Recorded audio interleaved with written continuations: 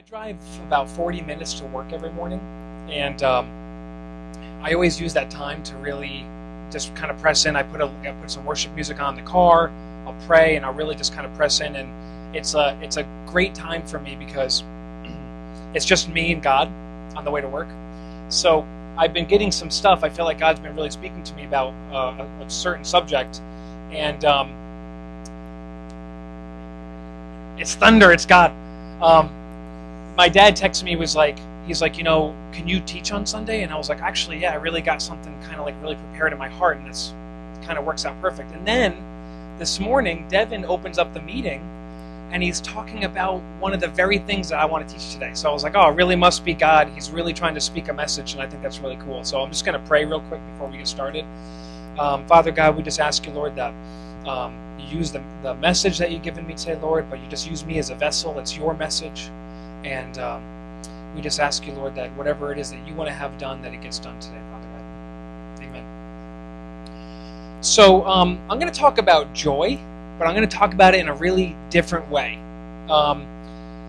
When pastors and preachers talk about joy, they talk about joy. The joy is the strength, right? Joy is my strength, and we draw all of our power from joy, the joy of the Lord.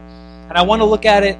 That is true, and I want to look at it that way, but I also want to look at it in a different way, because I think we find joy in other ways through our relationship with God. And so I was like, okay, if I'm going to teach about joy, where do I start? And I'm like, I'm going to look up the meaning of the word joy in the dictionary. And joy is it's a feeling of great pleasure and happiness, which is cool, right? If we have great pleasure and we're always happy, I like that song by Pharrell, I'm so happy, right? But that's what we, right? That's what, for a Christian, and we have a relationship with God, we're supposed to be happy, right? Supposed to have joy. But I was like, oh, that's pretty neat, but I want to see like what some other interpretations of joy are. So I did some research on the internet, and I came across a couple pastors. This one pastor said that joy is grace realized. And I was like, oh, that's pretty neat.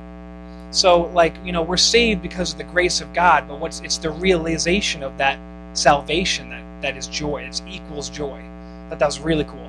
So a grace recognized can equate to joy. And I remember, if you guys remember me teaching, I don't know, maybe 4 months ago about salvation and what that actually means. And Jesus actually says that salvation is paradise. And he uses the Greek word, and there's no other interpretation for it other than the word paradise. And when you become a Christian, you are eternally saved, and you're going to spend eternity in paradise, which is cool, right? That's pretty awesome. So we should be pretty joyful for that, right? We're going to spend eternity in paradise. I'm pretty joyful that I'm going to live forever. So, Sean, you're going to do the verses for me, right? Okay, thank you. Sean, bring up Matthew 13:44. So, I came across this verse one time. I was reading this book by Francis Chan called Crazy Love, and Francis Chan loves this verse. He's like, this is just such a cool verse. This verse is just the epitome of everything that we should be as Christians. So I'm going to move out of the way here. There's much more people on this side of the room. They're over here. Nobody likes you guys. The kingdom of heaven is like a treasure hidden in the field, which a man found and hid again. And from joy over it, he goes and sells all that he has and buys that field. Now, notice that in that parable, it specifically says, with joy, the man sells all that he has to buy that field. Got a dry mouth here. Now, if we find God, right? If we find heaven and we find our salvation, this is what Jesus said this parable. Okay, so he was speaking to people, and he said, the kingdom of heaven is like finding a treasure, and then you sell everything you have to buy that field. But the man in this story, he did it with joy. He joyfully did that. Now, I was thinking about this verse a little bit more, and I really wanted to look into this, and I'm like, okay. I was thinking about me, and I'm like, all right, I find God, and then I go to Jody, and I'm like, Jody, we're going to sell everything. right? Because I found this thing, and this is eternity. This is like the best thing ever. I'm going to sell everything we have. And I thought, that must have been really hard. Now, this was a parable, but I think what Jesus is trying to say is that I want to start by looking at this a little bit of a different way. If you were to go and sell everything you had, there's got to be some moments where you're like, oh, you know what, that's tough. That's hard to do. And then, like, for me, like, if I sell my house, okay, that's one thing. I sell my Xbox One, and I'm like, I don't know if I can give that up, right? No, seriously, right? Because I'm like, there's got to be like a few possessions where you're like, I just can't get rid of that, and it's got to be really hard. And then think about it if you literally sold everything, that you'd be left with nothing, right? You sell everything, so you have nothing. So he might have been reduced to rags, and by selling everything, he bought this field, and it was a treasure, and he knew that this was it. This was the key to life right here. This is what I'm buying, is the key to life. So, but there had to have been some moments for this man when he was selling everything he had to be like, why do I have to do this? Why do I got to give up all? Why do I got to give up everything I have? So I want to kind of just keep that in the back of your mind, okay? Because I want to switch gears and go to... get out of that verse, but go to something different. I want to look at ourselves and ask ourselves, why, if we're Christians and we're walking with God, why do we not always feel joy and joyfulness? And why are we not always happy, right? Like the song. Why are we not always like this? Anybody have an answer to that question? Other people? What else? What else makes us not feel joy? Stress of life, right? There's a parable where Jesus says that a king was going to have a wedding feast, and he sent people out and he invited people to the wedding, but it says that they were too busy with their lives to come to the wedding feast. And so what happens is, in that parable, the king says, okay, fine, you're not invited anymore. And we do that a lot, don't we? Where we get too busy and we get too wrapped up in what we're doing to really think about our walk with God. I do that all the time. I'm like, I get God pressing on me, and he's like, Tommy, why don't you go pray? Why don't you go into the bedroom and pray? And I'm like, the blacklist is coming on at 10 o'clock. You know what I mean? I can't do that. I got to watch my shows. Or I'll drive to work, and I'm listening to worship music, and everything's great, and then I get to work, and I'm busy. I'm too busy with life. I got a wife, I got a kid, I got a job. I'm too busy, right? And all of that is focused on me. Has nothing to do with God. It's all focused on me. Me. I'm too busy, and I'm too this, and I'm too that. Okay? But I think Jesus is giving us a clue right here when he says, yeah, but in joy he sold everything.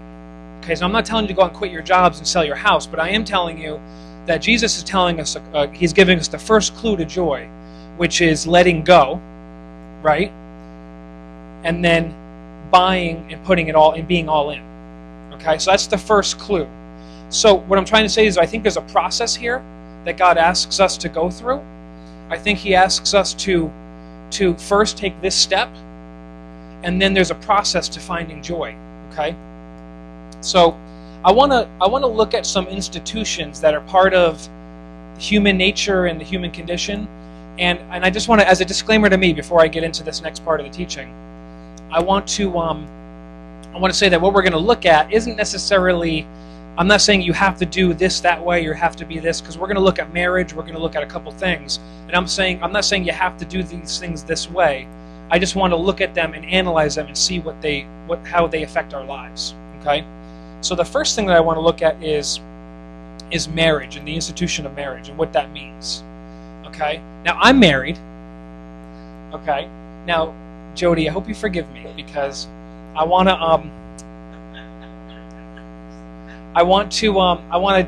kind of open up our marriage a little bit. Is that okay? Okay.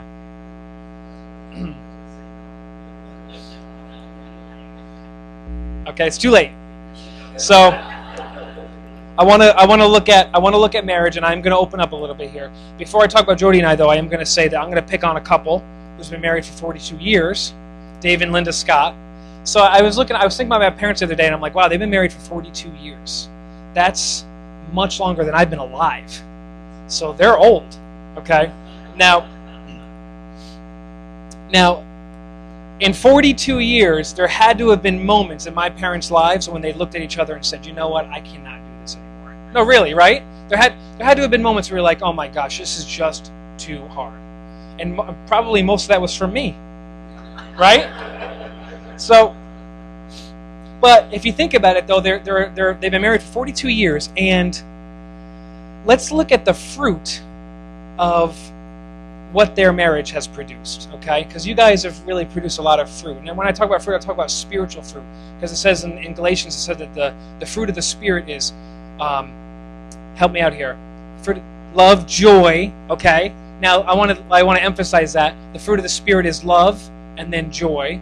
The first commandment is God says that we should love our God with all of our heart. But then it says right after love comes joy. So joy is like really important. It's really important that we're joyful. It's right after love. Okay, I think that's pretty cool. Now, you guys have been a foundation for Christ for 42 years because you guys have known God from the beginning of your marriage. Okay, look at the lives that my parents have touched. The people that you guys have been there for, financially, mentally, emotionally, the people that you've helped come to know God, and the fruit of their commitment to each other is not just what they get from each other. The fruit of it is what they've done for everybody else in the body. Okay, their commitment to each other is a fruit. Okay, Jody and I have been married for 5 years. We just celebrated last weekend. We celebrated our 5-year anniversary, and it was a nice time. Now,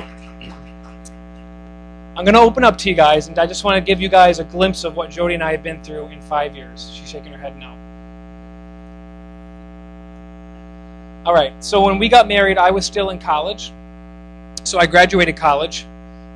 Jody got a pink slip at her job, so we thought she was going to lose her job, and I didn't have a job yet, so we were a little scared. Then we got pregnant, and we weren't expecting that. So we bought a house. We had a baby. And then when our baby was born,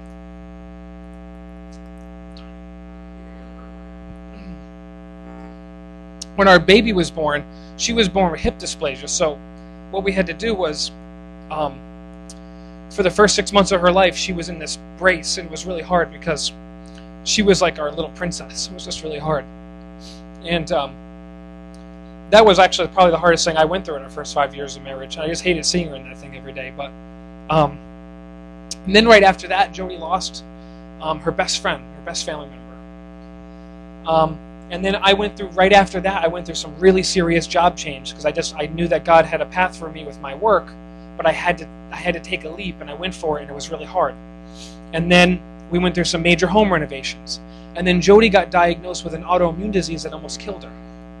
And she was really close to not being here anymore. And then recently we decided that we're going to sell our house. So in 5 years, we went through like a lot. We went through like a lot. There was just a lot. And I'm going to be honest with you guys. I'm really opening up to you here. We had some really dark moments. We had some moments where, we looked at each other and we're like, we just did not feel, we felt like we didn't even know who each other were. When Jody lost her mother, and I was just so bitter about the brace that Avery was in, and I was like, I don't trust these doctors, and we fought, and we would drive down to the hospital. We had to go to the hospital every few weeks with this brace because they had to readjust the brace. And on the way down to Westchester Medical Center, Jody, correct me if I'm wrong, but we would be screaming at each other the whole way there and the whole way back, right? Just yelling at each other. And I'm like, Jody, I don't want to do this. She's like, honestly, we went through, it was tough. And right in the very beginning of this marriage, where it's just so fragile in the beginning, right? We were trying to build the foundation, and it was just being shattered all around us. So it was really, really, really hard. But I look at it, and I look at my parents, right? And I look at the fact that they've been married for 42 years, and they must have had moments when they looked at each other and said, it's just too hard to be with you right now. And I look at my marriage with Jody, and sometimes I think to myself, if we called it quits and we said, we're not doing it, forget the pain to our daughter and our families and all the physical pain. I want to look at the lack of spiritual fruit. Okay, if we don't make it and we call it in and we say we're not doing this, we would be throwing away the fruit that comes from commitment, right? So there's real serious fruit. What I mean by that is I think Jody has a really strong prophetic gifting, and I believe that God's calling me to do something in my life, and I believe that Jody and I are building a foundation for a ministry. And if we were to call it quits and say, you know what, this is just too hard, it's just too painful, we've been through too much, we're not gonna do this, I believe that we would lose a serious loss in the spirit, not just the physical world, but in the spirit there would be a loss. Okay? So what am I trying to say? I'm trying to say that there is joy in commitment. Okay? Do you hear what I'm saying? There is joy in commitment. Now, I'm not saying that if anybody couldn't commit to their marriage, I'm not saying that. I'm not saying that at all. I'm just looking at Jody and I as an example to one part of the human condition, but you can apply that to almost anything in your life. What is it that you're trying to commit yourself to? There's joy in commitment. Okay? Parenting. Here's another one. Let's pick on another couple. I'm going to pick on Frank and Andrea. Frank and Andrea, in my opinion, are two of the best parents I know. And I know that because Nathaniel and Janelle are two of the nicest, kindest, most loving, and God-loving people that I know. And that's from good parenting, right? That's from being faithful. That's from love. That's from real time and dedication. Another couple, my sister Corey and her husband Wayne, they got two young kids. Sometimes they come to church, my nephew Liam and my niece Tara. Now, if you ever notice my nephew and my niece, when they're here at our church, you'll notice them standing up and worshiping during worship. They got their arms raised. Tara's dancing. She's dancing. I said to Corey one time, honestly, 3 weeks ago, I said, Corey, you got good kids. Your kids are good. They're in church and they're worshiping. I'm like, I get afraid to worship in church, and your kids are good. And she goes, I'm really blessed, but it took so much work. She's like, it took a lot of work. We've really, really put in a lot of time and effort to get them to know God. And I'm like, wow, that's really, really cool. So the fruit of being dedicating yourself to being a good parent is children who love God and children who have honor and respect for God. But that takes discipline, it takes sacrifice, it takes time, it takes money, it takes love, it takes energy. Energy is the big one for me, because when I'm playing Titanfall on my Xbox, I do not want to be annoyed with having to deal with Avery when she's acting up. I'm like, Avery, get out of here. I'm in the middle of a game. I'm playing Titanfall. My goodness. Okay? But that's funny, but in all reality is I actually was convicted of this recently, because I'm like, I really have to make a commitment to Avery. She's so much more important than anything that I'm doing in that moment. Okay? So again, the fruit of commitment is joy. Because when Corey and Wayne see their children worshiping God, can you imagine them having any other feeling other than joy when they see that? Right? Okay. So there's fruit and commitment. Here's another part of the human condition that we can look at. Our jobs or our work life. I honestly, you can ask Jody, I get up and I am ripped and reared and ready to go. I get up, I get out of the shower, I'm singing. I'm not kidding you. I'm singing, I am ready to go. Because every day when I'm a branch manager of a bank, and I told my employees, I said, every single day I will bring energy and positive attitude to this branch. You will never see me in a bad mood. I will always be ready to go, ready to sell, and ready to do whatever we have to do to bring this branch to the next level. So I just simply made a commitment that I'm going to do that. And I honestly, I sacrifice, I dedicate myself, I get up in the morning when I just don't feel like it. And applying yourself to work, right? Doesn't that take emotion when you just don't have anything left sometimes? Frank, you told me sometimes you get up at 4:30 in the morning for work.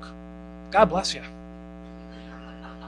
Right? That's just loyalty. That's just dedication. And that's just sacrifice. I was talking to Frank at the bowling alley. I'm like, how do you do that? He goes, it's just a mindset.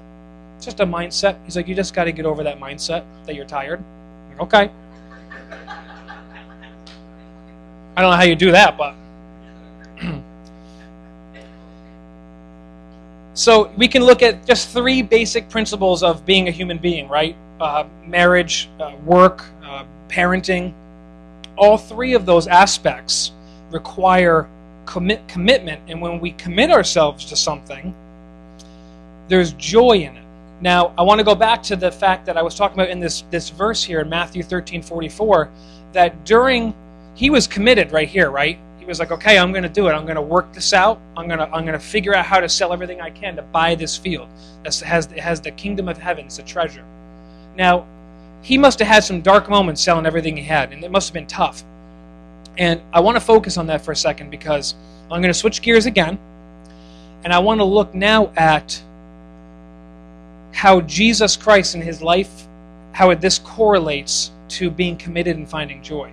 So, how does the life of Jesus correlate to the institutions of work and parenting and marriage, and how do we look at Jesus and compare them? Well, Jesus actually worked all of this out for us, because his life it's pretty amazing when you look at it. He actually worked all these issues out for us, and all the questions that we have, Jesus worked out for us. In Hebrews, Sean, can you go to Hebrews 12:2? Now Jesus, it says in the Bible that Jesus got a glimpse of what was going to happen to him, and that he knew that he was going to suffer, okay? And it says that he went by himself to pray before God before he was arrested and tried for crucifixion, or was crucified.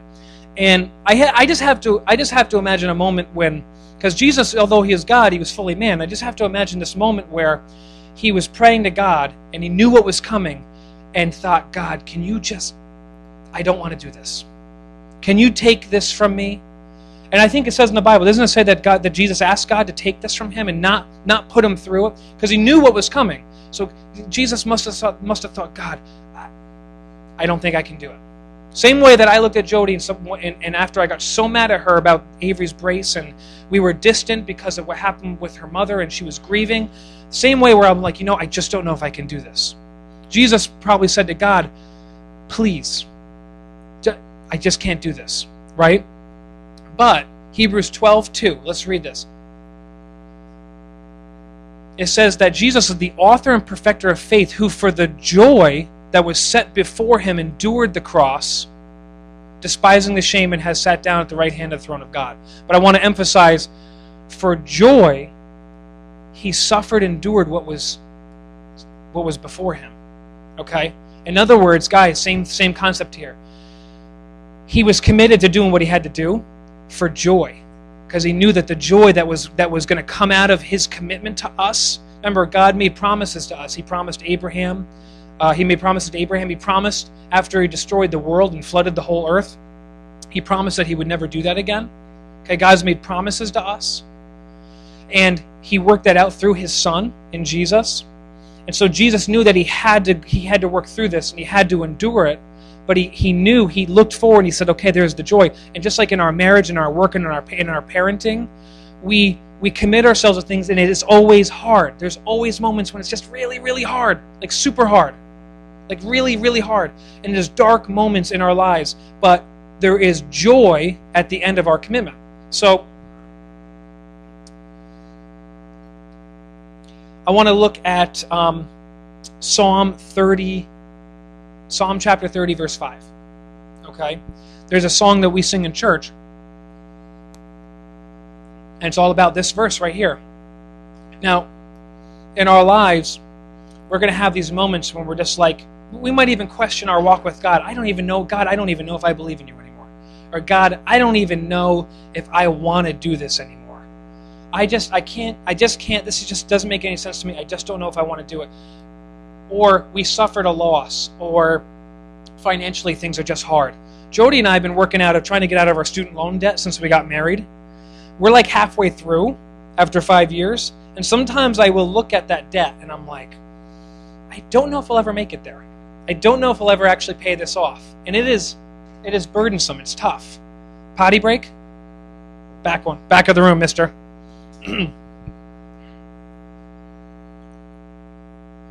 In Psalm 30, verse 5, it says, weeping may endure for a night, but joy comes in the morning. Okay? So, same thing, right? So we know that that even in our darkest moments, they will happen, and we have to walk through them, but joy comes in the morning. Okay? Now, one of the words used here, does this translation use the word endure? This one says, weeping may last for the night. In the translation that I like to use for my Bible, my translation says, weeping may endure for a night, but joy comes in the morning. Now, I looked at the word endure, and I was like, I'm going to look at that word a little bit more, and I want to really look at that. And what does endure mean? So I looked up the dictionary, and the word endure actually has two different meanings. It can mean, like, the negative connotation would mean that we have to kind of like suffer patiently, like I'm enduring through this, I'm suffering patiently. Okay? Potty break? Here they come. Who's next? But the word endure also has a positive meaning, where if you endure, or something endures, it lasts, right, for like forever. Okay? So if an area is like completely desolated, right, but there's one building that stands, it's endured, it lasted. It's a positive connotation. So what I'm trying to say is that we can suffer patiently, but then joy comes and we endure in a positive way through with the things that we go through, and then we find joy in the morning. Okay? Sean, go to Romans 8:18. This verse always makes me think of Frank, actually, because Frank pointed this out to me at work one day. He was like, Tom, you got to check out this verse. It's just the coolest verse. I was like, okay, cool. So I'll read it. And this one's really cool. It says, our present sufferings are not even worth comparing with the glory that will be revealed in us. Okay? So when we're going through something hard, we have to remember we have to stay committed, right? Our walk with God is not always easy. We have to stay committed. Our marriage is not always easy. We have to stay committed. And whatever we're going through isn't even worth comparing with God. And Jesus probably thought that over and over again when his nails went into his hands and feet. He probably thought to himself, this is just not even worth comparing to what the joy that we're going to see in heaven. And he said to the other guy that was hanging on the cross with him, he said, you will be with me in paradise. So he was just focused on paradise. It wasn't even worth comparing for him. No matter what we go through, it's not even worth it. And I don't know, sometimes I get really overwhelmed when I start really thinking about that, like what Jesus must have actually been thinking when he was just about to have that first nail go through, and what was going through his mind, right? And it was all focused on joy. And he probably in his head, and this is just my interpretation of what happened, he was probably picturing the millions and maybe even billions of souls that were going to be right in front of him in heaven, and thinking, I get to be with those guys for the rest of eternity. That's why I'm doing this. Okay?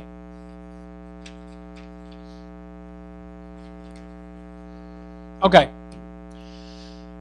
So the word commitment actually means it's the state of being dedicated to a cause or activity.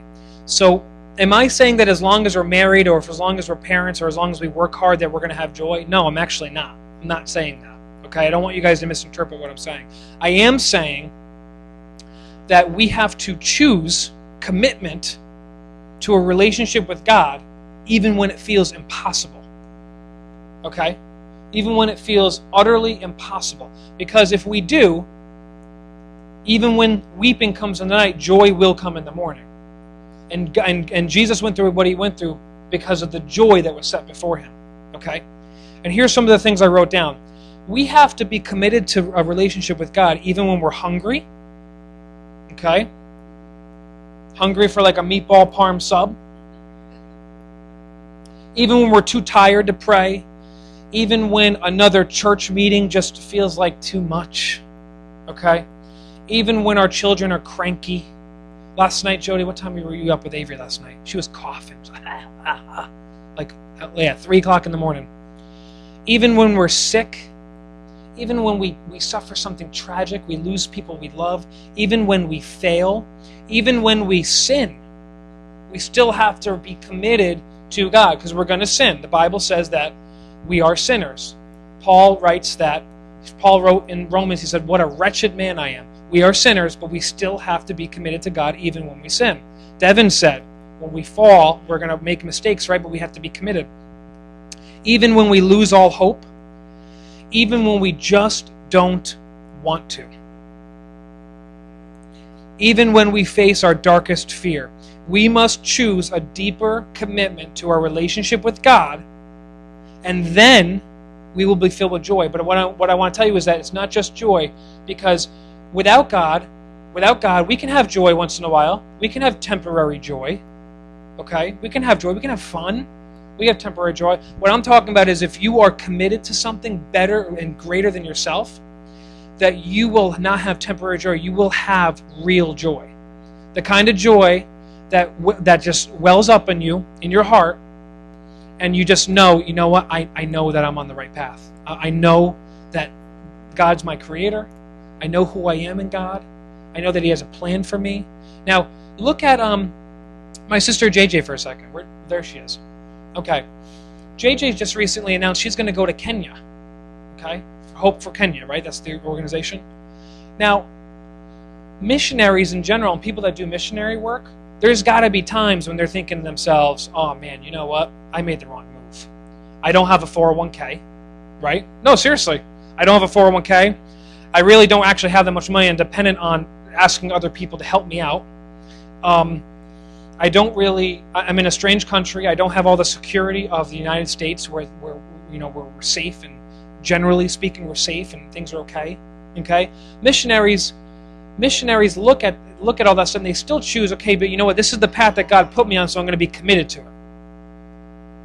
And they probably have moments when they just question it, but they still move forward and they're still committed because they know that that's really what creates real joy. When they bring people to Christ, there's probably a moment in them when they think, oh, that's why it's all worth it. This is why I just spent the past 5 years hanging out in Egypt, because this man just came to know the Lord. He's going to be in heaven, in paradise with me. And then it was all worth it. But if they ever gave in, they said, you know what, I just can't do it. I'm sick. They don't have proper medicine in this country, whatever the excuse is. I can't do it. I'm going back home getting a real job. Whatever it is, the lack of commitment, just like the lack of marriage, or my commitment to Jody, would create a loss of spiritual fruit. Right? So I'm going to end with this. If you have been thinking to yourself at all in the past 6 months from coming to this fellowship, if you've been thinking to yourself at all, you know what, I really want to find more joy in my walk with God. Or I want to know God, I just don't get all that stuff, but I kind of want to know Him. I think that today you should make a commitment to God and say, God, you know what? I'm gonna be committed to you. Whatever it is that you have for me, that I'm gonna work through and I'm gonna do it, no matter how hard it is. Okay? And I can just promise you that if you hold to your commitments to God, you will find joy. All right? So that's the end of the teaching.